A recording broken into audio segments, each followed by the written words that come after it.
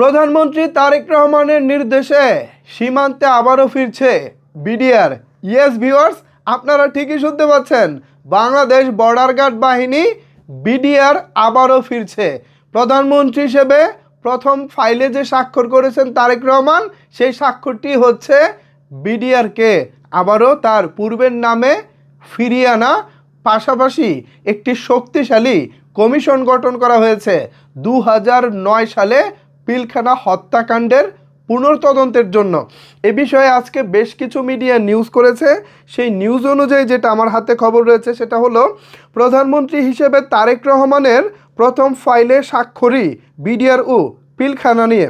বিডিআরের নাম পুনর্বহাল ও পিলখানা হত্যাকাণ্ডের পুনর্তদন্তে বিচার বিভাগীয় কমিশন গঠনের নির্দেশ দেওয়া হয়েছে।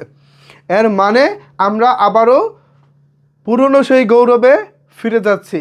বিডিআর, আপনারা নিশ্চয়ই জানেন, আমাদের গৌরব বা অহংকার করার মতো দুটি বাহিনী রয়েছে। এক হচ্ছে বাংলাদেশ সেনাবাহিনী, যারা বাংলাদেশের প্রতিনিধিত্ব বিশ্বের বিভিন্ন দেশে করেন, আর দ্বিতীয়টি হচ্ছে বর্ডার গার্ড তথা বাংলাদেশ বর্ডার গার্ড তথা বিডিআর।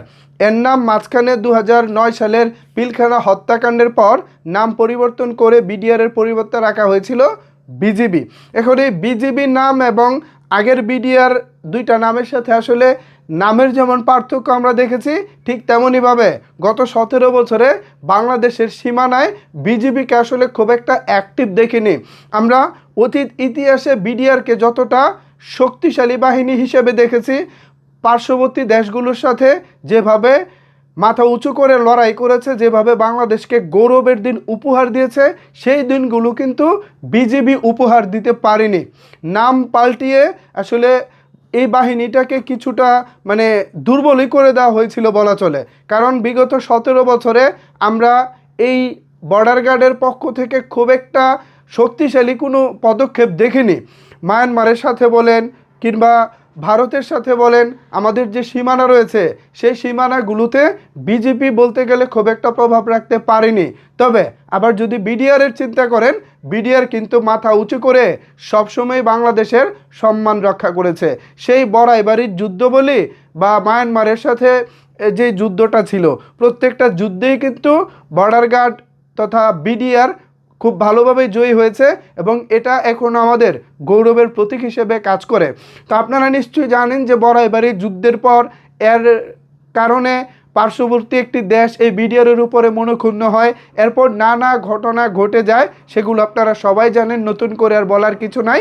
তবে নাম পরিবর্তন করে আবারও নতুন করে ফিরছে বিডিআর, এটা অবশ্যই আনন্দের খবর এবং ভালো লাগার খবর।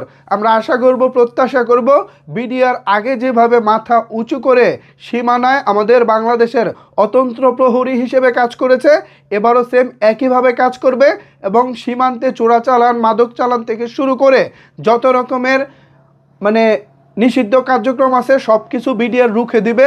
পাশাপাশি আমাদের জনগণের জানমালের নিরাপত্তায় বিডিআর অতন্ত্র প্রহরী হিসেবে কাজ করবে বলেই প্রত্যাশা রাখছি।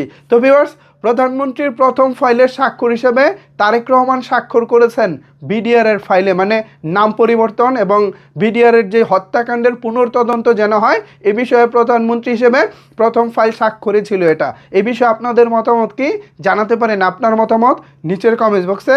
ধন্যবাদ সবাইকে এতক্ষণ আমার সাথে থাকার জন্য।